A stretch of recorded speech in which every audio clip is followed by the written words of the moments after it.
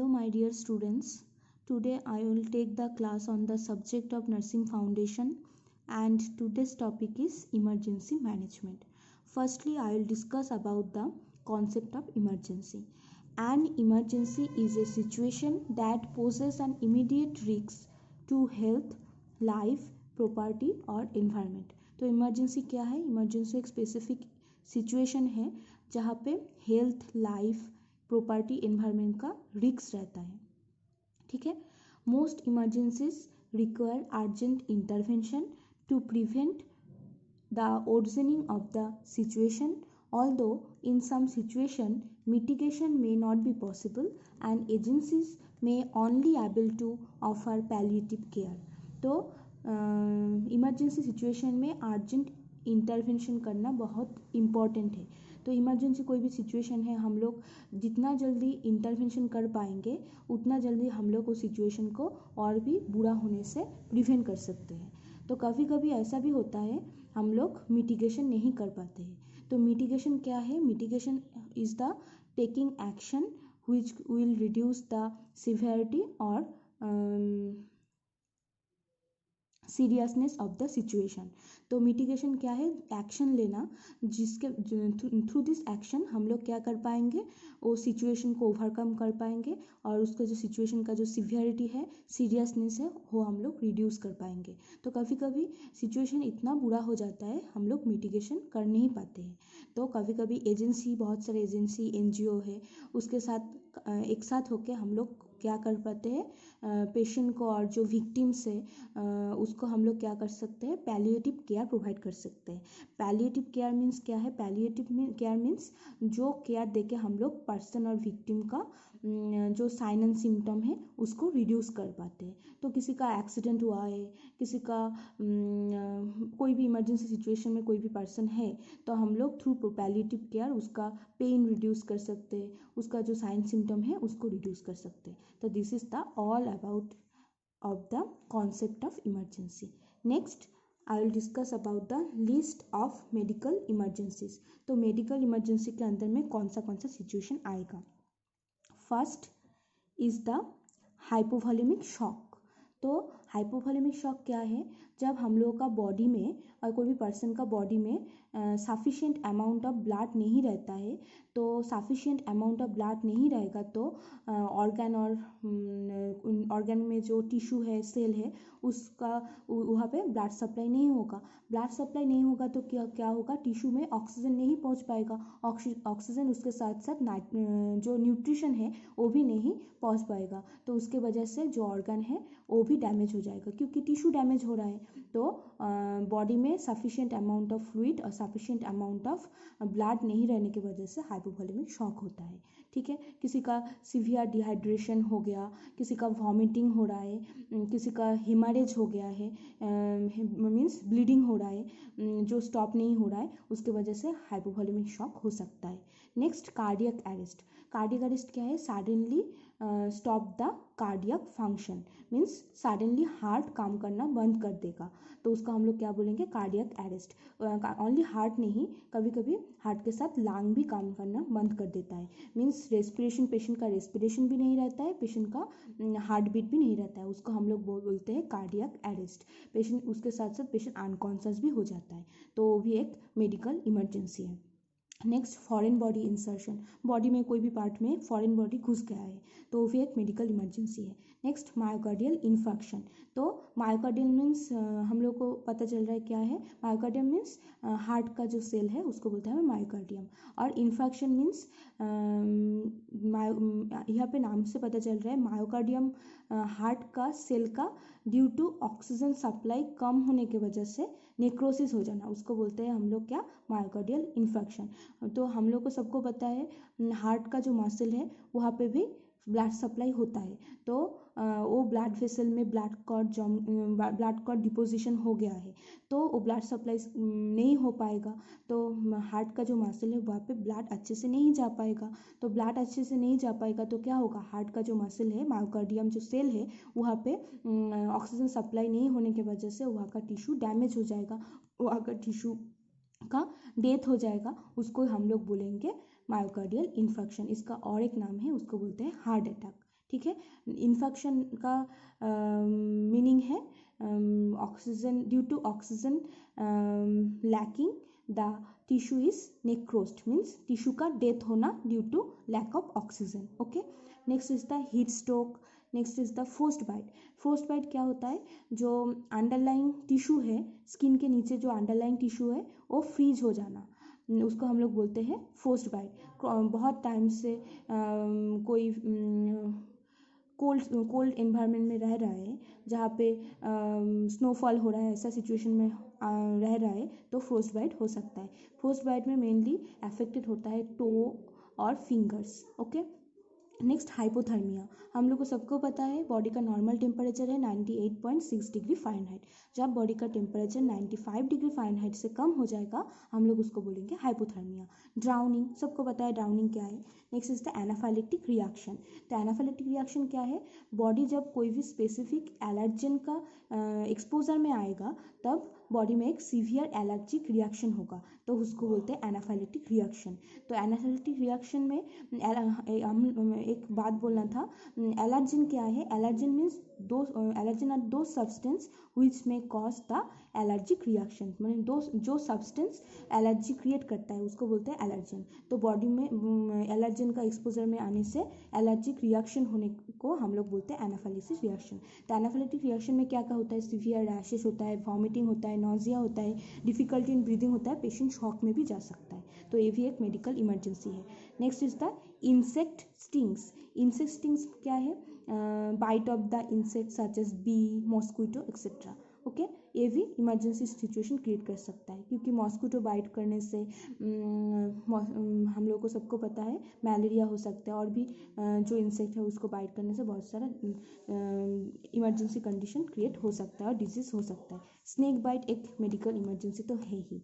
Okay, next is the spider bites, tick bites. Next poisoning ingested, carbon monoxide inhalation. तो कोई person poison ingest कर लिया और poison खा लिया है, तो वो भी एक इमरजेंसी सिचुएशन है, मेडिकल इमरजेंसी है। कार्बन मोनोऑक्साइड एक पॉइजनस गैस है, उसका पेशेंट वो कार्बन मोनोऑक्साइड गैस का एक्सपोजर में आ गया है और कार्बन मोनोऑक्साइड गैस इनहेल कर लिया है, वो भी एक इमरजेंसी कंडीशन है। केमिकल बर्न्स, केमिकल बर्न्स के अंदर में पेशेंट कोई specific acid, hydrochloric acid, sulphuric acid, ये सब स्ट्रॉन्ग एसिड का कांटेक्ट में पेशेंट का स्किन आ गया है, जिसके वजह से बर्न हो गया है, मीन्स केमिकल सब्सटेंस की वजह से जो बर्न होगा उसको बोलेंगे हम लोग इमरजेंसी, मेडिकल इमरजेंसी। ठीक है, वो भी एक मेडिकल इमरजेंसी है। नेक्स्ट फूड पॉइजनिंग, सबको पता है फूड पॉइजनिंग क्या है, heavy alcoholism, drug abuse, addiction withdrawal. Addiction withdrawal means कोई पर्सन बहुत टाइम से एडिक्शन कर रहा है, बहुत ड्रग अब्यूज़ और अल्कोहलिज्म और एडिक्शन में था, पर सडनली वो एडिक्शन नहीं करने से और सडनली उसका एडिक्शन स्टॉप करने से उसका बॉडी में जो जो विड्रॉल सिम्टम आएगा उसको बोलेंगे हम लोग addiction withdrawal. Okay, next is the violence, abuse, negligence, sexual assault etcetera.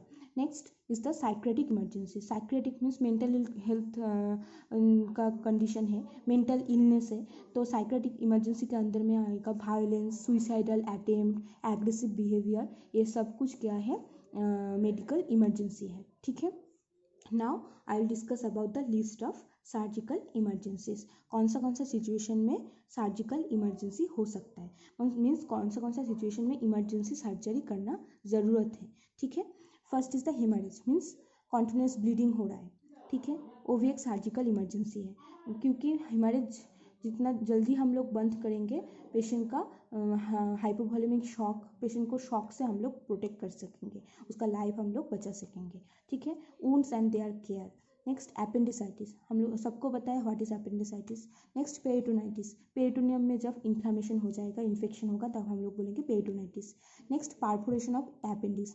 पारफोरेशन of appendix ये बहुत कॉमन सर्जिकल इमरजेंसी है, क्योंकि रैप्चर हो जाता है अपेंडिक्स। किस लिए रैप्चर होता है, एपेंडिसाइटिस के वजह से अपेंडिक्स जो है वहाँ पे रैप्चर हो जाता है, तो रैप्चर होने से पेरिटोनाइटिस होने का चांस ज़्यादा है, एब्सेस होने का चांस ज़्यादा है। ठीक है, ये भी एक सर्जिकल इमरजेंसी है। Next blunt injuries and stab injuries. Next major accidents, multiple trauma, open fracture, emergency caesarean section. Next is the rupture of the uterus, rupture of aortic abdominal aneurysm. तो aneurysm क्या है, हम लोग को पता है artery में बहुत सारा लेयर है, ट्यूनिका, मीडिया, इंटीमा, एडवेंटिशिया। तो ये लेयर में कोई भी लेयर वीकेंड होने से क्या होता है, जो वो आर्टरी का डायलिटेशन हो जाता है, एबनॉर्मल डायलिटेशन हो जाता है। जहाँ पे आर्टरी का लेयर में वीकेनिंग है, वो एरिया बेलून के तरह डायलेट हो जाता है, उसको बोलते हैं एन्यूरिज्म। वहाँ पे डायलेट होने की वजह से वहाँ पे जो क्या होता है, रैप्चर होने का चांस ज़्यादा होता है। तो एब्डोमेन में एओर्टिक आर्टरी पता है, तो एओर्टिक आर्टरी का जो रैप्चर होने से ये भी एक सर्जिकल इमरजेंसी है। Next post operative bleeding, operation हो गया उसके बाद जो यहाँ पे ऑपरेशन हुआ है वहाँ से कॉन्टिन्यूस ब्लीडिंग हो रहा है, ये भी एक सर्जिकल इमरजेंसी है। क्योंकि from the incision because of accidental suture removal, क्योंकि जहाँ पे ब्लीडिंग हो रहा है वहाँ पे जो सूचर किया हुआ है वो एक्सीडेंटली रिमूव हो गया है, इसकी वजह से वहाँ से पोस्ट ऑपरेटिवली ब्लीडिंग हो रहा है। तो ये सब आएगा सर्जिकल इमरजेंसी के अंदर में, ठीक है। Next I will discuss about the recognising the emergency. Means कहाँ पे कोई भी इमरजेंसी हो रहा है, हम लोगों को कैसे पता चलेगा, कैसे हम लोग रिकॉग्नाइज कर पाएंगे वहाँ पे इमरजेंसी हो रहा है। तो first, the sense such as hearing, sight and smell may help to recognize an emergency. Emergency is often signaled by something unusual that catches our attention. तो हम लोग का जो सेंस ऑर्गन है, थ्रू कोई भी हम लोग सुनने से, कोई भी एबनॉर्मल कुछ अनयूजुअल कुछ दिखने से और अनयूजुअल कुछ स्मेल करने से हम लोग पता लगा सकते हैं कोई भी इमरजेंसी सिचुएशन क्रिएट हुआ है, ठीक है। First is the unusual noise. First screams, yells, moans और कॉल ऑफ हेल्प। तो कहाँ पे भी बहुत ज़ोर से लाउड हाई पिच साउंड आ रहा है, उसके बाद कोई भी पर्सन क्राई कर रहा है, और moans means low pitch of sound but which can detect that, which can express that the person is in physical or mental suffering। Means कोई भी पर्सन धीरे धीरे और लो वॉइस में कुछ साउंड कर रहा है जिससे पता चल रहा है उसका कोई फिजिकल और मेंटल सफरिंग हो रहा है। तो ये सब एबनॉर्मल नॉइस से, और कोई भी पर्सन हेल्प के लिए कॉल कर रहा है, हेल्प के लिए बुला रहा है किसी को, तो ये सुनने से हम लोग पता लगा सकते हैं वहाँ पे कोई भी इमरजेंसी सिचुएशन क्रिएट हुआ है, ठीक है। Next, breaking of glass, crashing of metals etcetera, हम लोग ये सब देख के व सुन के हम लोग रिकॉग्नाइज कर पाएंगे। Change in machinery and equipment, noises, sudden loud voice. तो इक्विपमेंट का नॉइस, कोई भी लाउड वॉइस, ये सब सडन अनयूजुअल चीज़ हम लोग सुन के पता लगा सकते हैं कोई भी कहीं पे भी इमरजेंसी सिचुएशन क्रिएट हुआ है। नेक्स्ट, अनयूजुअल साइट, क्या देख के हम लोग पता लगा सकते हैं, a strucked vehicle, next an overturned pot, a spilled medicine container, broken glass, drawn electrical wires, smoke और फायर। ये सब एबनॉर्मल अनयूजुअल चीज़ देख के हम लोग पता लगा सकते हैं कहीं पे भी इमरजेंसी हुआ है। Next, unusual orders that are stronger than usual. तो कोई भी स्ट्रॉन्ग स्मेल आ रहा है जो हम लोग एवरीडे नहीं, यूजुअल नहीं है, जो एवरीडे नहीं मिल रहा है, कोई एबनॉर्मल ऑर्डर से हम लोग पता लगा सकते हैं। अनरिकॉग्नाइजेबल ऑर्डर्स, कोई स्मेल जो हम लोग रिकॉग्नाइज कर नहीं पा रहे हैं, ये किसका स्मेल है, ये भी एक सिग्नल है, ठीक है। Last is the unusual appearance, difficulty in breathing, कोई पर्सन ब्रीदिंग डिफिकल्टी में है। क्लचिंग द चेस्ट और थ्रोट, मीन्स चेस्ट और थ्रोट में गैप्सिंग साउंड हो रहा है, गैप्सिंग हो रहा है। स्लार्ड, कॉन्फ्यूज्ड एंड हेजिटेड स्पीच, तो जो बात कोई भी पर्सन अच्छा ठीक से नहीं बोल पा रहा है, हेजिटेशन कर रहा है बोलने में, कॉन्फ्यूज्ड है, स्लार्ड स्पीच है। Unexplainable confusion and drowsiness, patient confusion में है, कोई भी पर्सन अनएक्सप्लेनेबल कॉन्फ्यूजन में है, कोई पूछ रहे हो आंसर नहीं दे पा रहा है, कॉन्फ्यूजन में है। और ड्राउजी है मीन्स नींद में है। Next, sweating for no apparent reason, patient profusely sweat कर रहा है, कोई भी रीज़न नहीं है स्वेट करने का, क्योंकि कोई पर्सन फियर में होगा तभी तो स्वेट करेगा, फियर कोई भी इमरजेंसी सिचुएशन से भी हो सकता है। नेक्स्ट, अनयूजुअल स्किन कलर, कोई भी स्किन में अनयूजुअल कलर से भी हम लोग पता लगा सकते हैं कोई भी इमरजेंसी सिचुएशन क्रिएट हुआ है। तो ऐसे हम लोग रिकॉग्नाइज कर सकते हैं कोई भी इमरजेंसी सिचुएशन को, ठीक है। Next I will discuss about the 3 main basic steps in handling the emergency situation. तो कोई भी इमरजेंसी सिचुएशन को हैंडल करने में 3 बेसिक स्टेप हम लोगों को जानना पड़ेगा और फॉलो करना पड़ेगा। First is check the victim and the scene first हम लोग देखेंगे विक्टिम को, चेक करेंगे विक्टिम को, और जो विक्टिम जो सीन में है और विक्टिम जो एनवायरनमेंट में है उसको चेक करना पड़ेगा फर्स्टली हम लोगों को जाके। Next call the emergency services when the patient is unconscious or at times when there are feature of needed help।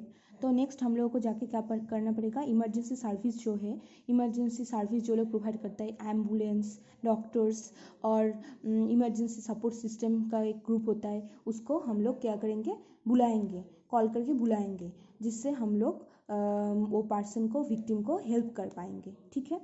Next care for the victim, और लास्ट में हम लोग क्या करेंगे, विक्टिम को केयर प्रोवाइड करेंगे। विक्टिम का जो सफरिंग है उसको रिड्यूस करने के लिए, उसका जो सिम्टम है, उसका पेन जो है उसको रिड्यूस करने के लिए हम लोग केयर प्रोवाइड करेंगे। तो फर्स्ट क्या था, हम लोग फर्स्ट जाके विक्टिम जो है और उसका जो एनवायरनमेंट है उसको एसेस करेंगे। नेक्स्ट हम लोग इमरजेंसी सपोर्ट सिस्टम या इमरजेंसी सर्विस जो प्रोवाइड कर रहा है और अदर्स जो पर्सन जो इमरजेंसी सर्विस प्रोवाइड करता है उन लोगों को बुलाएंगे हेल्प के लिए, और लास्ट में विक्टिम को केयर प्रोवाइड करेंगे, ठीक है। ये कोई भी इमरजेंसी सिचुएशन हम लोग जब हैंडल करेंगे, ये 3 बेसिक स्टेप हम लोगों को याद रखना पड़ेगा, ठीक है।